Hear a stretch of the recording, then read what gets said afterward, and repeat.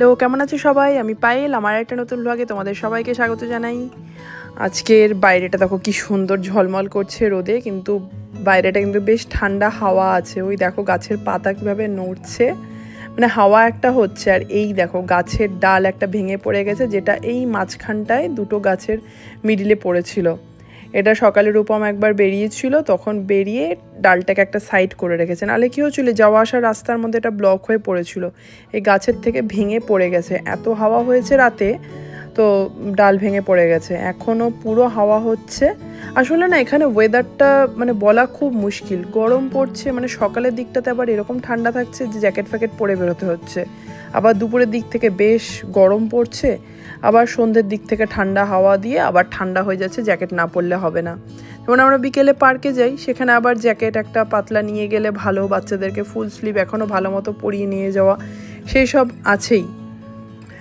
তো এই সব তো চলবেই। এবার চলে এসেছি রান্নাঘরে। আজকে আবার এক বন্ধুর বাড়িতে যাব, ওখানে ওই আর কি একসাথে খাওয়া দাওয়া, এই আর কি করার।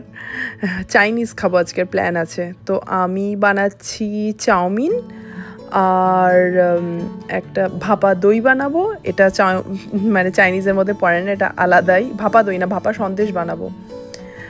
তো রূপম একটা ফিশ বানাবে।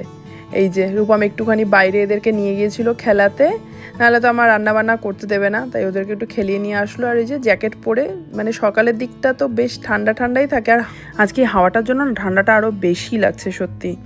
তো যাই হোক, ওরা এখন বাড়িতে ঢুকবে, বাকি কাজকর্ম আমারগুলো আমি সেরে নেই। ওদেরকে স্নান ধান আজকে রূপমই করিয়ে দেবে।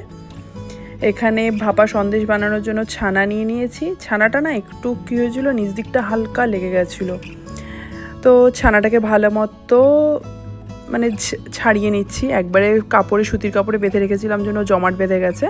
আর এবার দিয়ে দিচ্ছি মিষ্টি হিসেবে চিনি, ওই গুঁড়ো চিনি দিচ্ছি। কনডেন্স মিল্ক দিলে বেশি ভালো, আরও আমার কাছে কনডেন্স মিল্কটা নেই এখন, তাই জন্য আমি গুঁড়ো চিনি আছে সেটাই দিয়ে দিচ্ছি। মিষ্টিটা অবশ্যই পরিমাণ হিসেবে। তবে ভাপা সন্দেশটা না খুব একটা বেশি মিষ্টি ভালো লাগে না, মোটামুটি একটা মিষ্টি হলে সেটা বেশি ভালো লাগে। আর সামান্য দুধ, একটু লিকুইডই হতে হবে যেই মিক্সচারটা হবে সেটা। এবার সবগুলোকে ভালো মতো মিশিয়ে এই মিক্সিতে পেস্ট করে নেব। আর এবার এটা পেস্টটাকে একটা কাচের বাটির মধ্যে আমি ঢেলে নিচ্ছি, কারণ এটাকে এবার আমি ভাপাবো, ভাপিয়ে জলের ভাপে করবো আর কি। আমি বড় ওভেনে আমি ঢোকাবো না, ওভেনে ঢুকিয়ে করবো না, আমি জেনারেলি ভাপিয়েই করি জলের মধ্যে। আর ওপর থেকে দিয়ে দিচ্ছি কিছুটা স্যাফরনের জন্য কালারটা খুব ভালো আসে, খুব মানে খেতেও ভালো লাগে আর কালারটাও খুব ভালো আসে। আর এখানে একটা বড় পাত্রে জল নিয়ে নিয়েছি, গরম হয়ে গেছে জলটা, একটা স্ট্যান্ড দিয়ে। এবার যে দই মিষ্টির যে পাত্রটা সেটাকে বসিয়ে দিলাম, বসিয়ে ঢাকনা ঢেকে এটাকে মোটামুটি 15 থেকে 20 মিনিট হতে দেবো। হয়ে গেছে 20 মিনিট মতো। এবার নামিয়ে দেখো এটা রেডি। এবার স্যাফরনটার কালার ছেড়েছে, কি সুন্দর লাগছে দেখতে।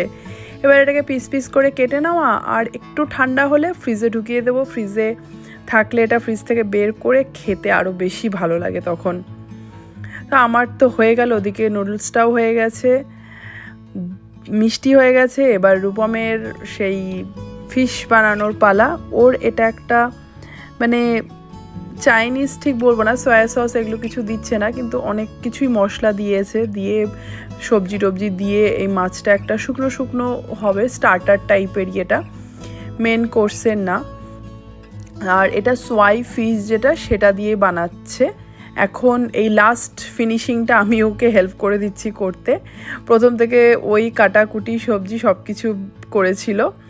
এখন এটা অলমোস্ট রেডি। এবার এটাকেও প্যাক করে নেই, সব কিছু প্যাক করে নিয়ে নিজেরা রেডি হয়ে বেরিয়ে পড়ি। এই যে চলে এসেছি বন্ধুর বাড়িতে। তোমরা আগেও দেখেছো ওদের বাড়িতে অনেকবার, আমাদের অনেক পটলাক, অনেক পার্টি ওদের বাড়িতেই হয়, তো ওইখানেই এসছি। আর এই যে ঋদ্ধি এসেই খেলাতে লেগে পড়েছে, রিজুর এই যে পাগলামো ডান্স শুরু হয়ে গেছে দেখো। আর ওই যে ঋদ্ধির আসলে গাড়িটা আবার ঢুকিয়ে গেছে, মানে ওই ঢুকিয়েই দিয়েছে ভাবে, ওই বক্সটা যেটা ওটার ভেতরে ঢুকিয়ে দিয়েছে। এবার আর বের করতে পারছে না, তাই মোহর ওকে হেল্প করে দিচ্ছে ওটা বের করার জন্য। একে তো ছোট্ট একটা গাড়ি, ওটাকে আবার ঠেলে চালিয়ে ওটাকে ভেতরে ঢুকিয়ে দিয়েছে। মানে বদমাশির তো ওর সীমা নেই। এখান থেকে আবার এখন সিঁড়ি দিয়ে উঠছে নামছে। এই যে ঋষিও চলে এসছে, ঋষি রাশি ওরাও। আর এই দেখো ঋদ্ধির এই সিঁড়ি দিয়ে নামা, মানে এত বদমাশি করে, সারাক্ষণ ওর পেছনে থাকতে হয়। মানে সিঁড়ি দিয়ে কখন উঠে যাচ্ছে কখন নামছে চোখের আড়াল হলেই গেল। আর এখানে খাবারগুলো, এটা হচ্ছে ড্রাই চিলি চিকেন রাখা আছে, এটা আমরা যে ফিশটা নিয়ে এসেছি সেই ফিশটা, আর এদিকে আছে হচ্ছে হলো নুডলসটা আমি যেটা বানিয়েছি সেই নুডলস, আর ওদিকে আছে হচ্ছে গোবি মাঞ্চুরিয়ান, আর মেন কোর্সে আছে আর একটা চিকেন, গার্লিক চিকেন, আর এটা হচ্ছে চিংড়ির একটা ডিশ আর কি, এটাও স্টার্টার হিসেবেই চিংড়ির একটা স্টার্টার, আর সাথে আছে হচ্ছে fried rice, mixed fried rice আছে। এবার আর কি এত কিছু খাবার দাবার, এর মধ্যে তো আর থেমে থাকলে হয় না, মানে খাবার দাবার ব্যাস আর কিছু করে নিজেকে আটকে রাখবো, কতক্ষণে খাবো সব, তাই সব স্টার্ট করে দিয়েছি খাবার দাবার। এখানে স্টার্টার থেকে শুরু হয়েছে, আর গল্প মনে হচ্ছে কতদিনের আমাদের গল্প জমে আছে, এতদিন পর দেখা, সেই প্রচুর গল্প জমে আছে, সেই গল্পই এখানে চলছে।